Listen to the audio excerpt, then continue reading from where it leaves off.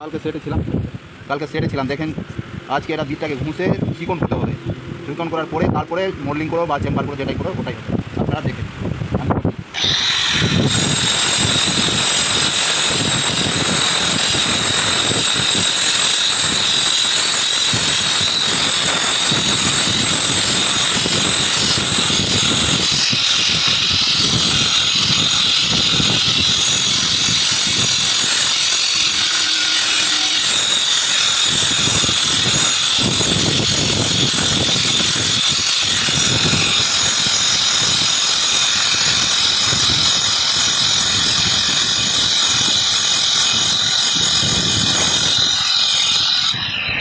চিকন করলাম, কত সুন্দর ফিনিশিং এসেছে।